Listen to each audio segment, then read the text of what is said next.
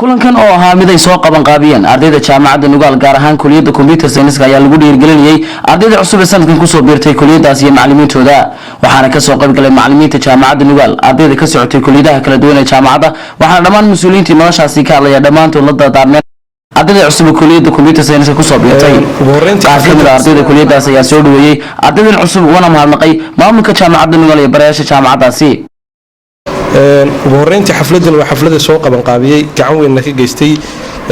ururka CSU iyo ardayda Computer Science-ka kulliyadda Computer Science-ka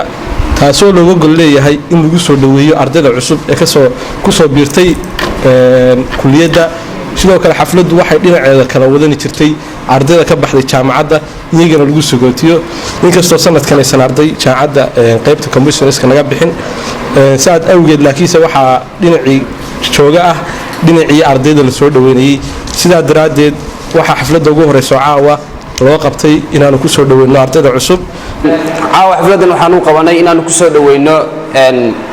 ardayda kulliyadda Computer Science-ka galaaska ugu hooseeya ee CSI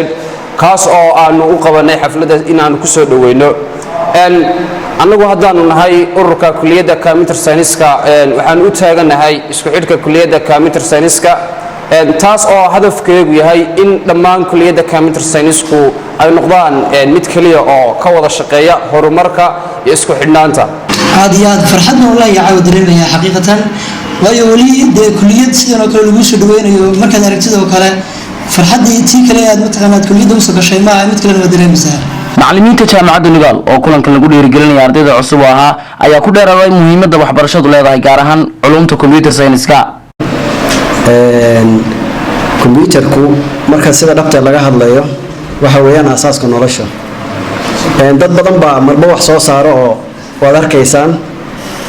adduunkana qofku waxa haboon in wax ku soo kordhiyo Soomaaliya waxay yiraahdaan adduunka dad wax ku soo kordhin weydo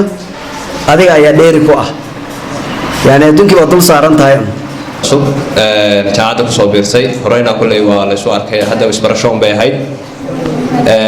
waa arrin ay dheer yihiin ayjigu si had iyo goor xuquuq tiraacaan oo kale ay kulliyadaha kale ay dheer yihiin inay soo dhaweeyaan ardayda kale oo isku xidhnaantaas ay had iyo goor muujiyaan waana uga mahad celinaynaa Computer Science-ku kulay laga sheekay xaaladiisa iyo horumarka uu leeyahay birtay kulliyadda Computer Science-ka jaamacadda Nugaal gaar ahaan baajka 8aad ee la magac baxay title-ka CSI sidoo kale xafladdan waxa lagu soo dhaweynayay ardayda diploma Computer Science-ka jaamacadda Nugaal oo la qaatay sanadkii ka horeeyay runaantii caawa aad iyo aad baan ugu faraxsanahay xafladdan qurux badan oo ay ka muuqdaan arday badan oo ka tirsan kulliyadda Computer Science-ka jaamacadda Nugaal CS1 ilaa CSI munaasabadan oo ay mid lagu dhiirigelinayay ardayda cusub ee ku soo biirtay sanadkan kulliyadda Computer Science-ka ayaa dhammaan dadkii ka hadlay waxay la dardaarmeen ardayda cusub kuwaas oo sharaxaad badan ka siiyay muhiimadda waxbarashadu leedahay gaar ahaan cilmiga computerka oo dunidan casriga ah haatan kala haga ugu dambeyntiina waxay ardayda Computer Science-ka shahaado sharaf ku doonsiiyeen waardiyaha jaamacadda Nugaal iyagoo sheegay inuu ka mid yahay waalidiintooda ugu qaalisan kan kooxda aan guddoonsiinay mudane Maxamed Axmed Cali oo ah runtii rol muhiim ah oo ka jeedaan gaarka jaamacadda Nugaal wuxuu anaga gaar ahaan kulliyadda Computer Science-ka noo yahay xubin muhiim ah wuxuu noo yahay aabe aan ka dhicin aabihiina keenay adduunka waxaan uga duwanahay kulliyadaha kale dhammaan ardaydii qalin jabisay kuwa jooga iyo dhammaan kuwa dhiganaya wuxuu u yahay qof u jooga jaamacadda runtii gaar ahaan markaan soo galo jaamacadda Nugaal ka soo galo qof kasta oo computer wuxuu raadiyaa Maxamed balse uu weydiiyay galaaska lagu galay iyo waxa hadba marka jaamacadda ka jira Maxamed Axmed Jaamac Maxamed Bidaanshe telefishinka caalamiga ee Kalsan magaalada Laascaanood